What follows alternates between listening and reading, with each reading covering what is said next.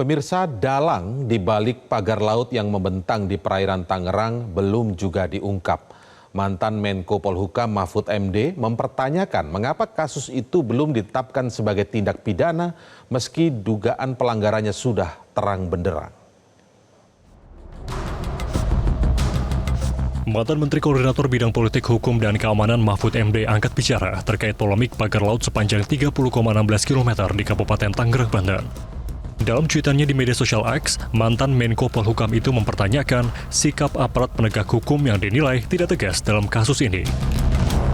Padahal menurutnya, pagar laut di perairan Tangerang seharusnya bisa dinyatakan sebagai kasus pidana.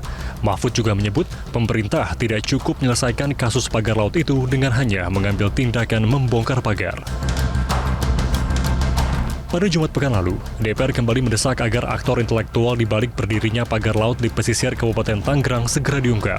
Namun Menteri Kelautan dan Perikanan Sakti Wahyu Trenggono menegaskan tak akan terburu-buru mengumumkan siapa dalang di balik pagar laut yang membentang di perairan Tangerang.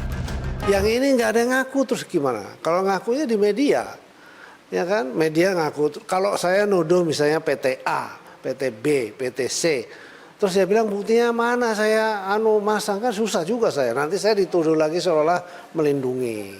Kan nggak bisa juga begitu. Itulah artinya proses pemeriksaan itu sesuai dengan kewenangan kita, itulah begitu. Sementara itu, mantan Kabareskrim Polri Susno Duaji menyebut pembatalan 50 sertifikat hak guna bangunan di Desa Kohot oleh Kementerian Agraria dan Tata Ruang BPN dapat menjadi alat bukti praktik pemalsuan sertifikat kepemilikan tanah di wilayah perairan. Jadi berpatokan kepada pembatalan yang dilakukan oleh Kementerian ATR BPN, entah satu sertifikat, syukur kalau semuanya itu sudah bisa dijadikan sebagai salah satu alat bukti bahwa telah terjadi tindak pidana pemalsuan.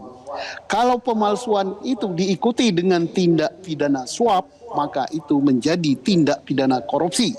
Sekarang siapa pelakunya?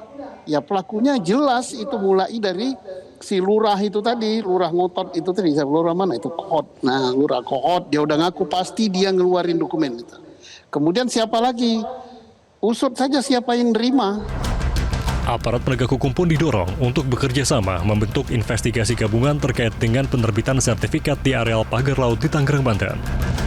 Tim Liputan Metro TV. Jelajahi cara baru mendapatkan informasi. Download Metro TV Extend sekarang.